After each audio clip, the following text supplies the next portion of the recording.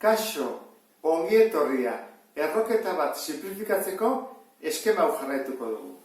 Lehenengo pasatuko dugu zatikizko berretzailera. Gero hasiko gara zatiki hori simplifikatzen, eta laburtezina lortu dugunean, bihurtuko dugu berriro berreketa. Orduan hortarako bi ariketa ditugu. Lehenengo hau. Zer egin baduguna lehenengo, zatikizko berretzailera bihurtu. Orduan, 8 hau pasa behar dugu lauren zatitzaile bezala.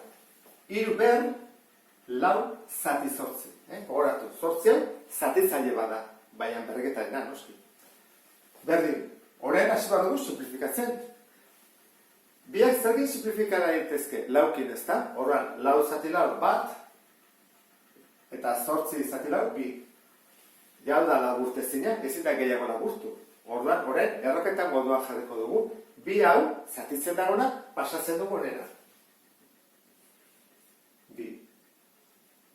Baina, bi ez da jartzen. Badakigu, 3 aurrea bai, baina bi ez da jartzen. Eta bat hori ez da jartzen. Orduan, berez, pauso hau ez genuke eman behar, jandi barko nuke horrela. 3. Orduan, hau simplifikatuta, honela gerituko litzake. Beste honetan, hemen 74 dugu, eta hemen ez dugu ezer simplifikatzeko, baina 74 deskomposa daiteke, horra gaitezen, 74. Bikin egiten dugu, 32, bikin, 16, bikin, 8, bikin, lau, bikin, bi, bikin bat. Zer bada, bat, bi, 3, lau, 5, 6, beraz da, bi, ber 6. Horran jarriko dugu horrela, bederatzi, eta hemen, bi, ber 6. Horrein bai. Pasatuko dugu berreketaren zatitzaile bezala. Horra jarriko dugu. Bi, ber, 6, eta hemen zati, eta bederatzion pasatzen da horrean. Bederatzi. Hau simplifika daiteke, zeinekin? 3kin biak ez da? Horra, 6 zati 3, bi. Bederatzi zati 3, 3. Hurrengo pausoan. 3 hori kendu egin behar dugu. Eta erroketa moduan jarriko dugu. Jarriko dugu erroketa moduan, zaila laburtezina lortu dugu.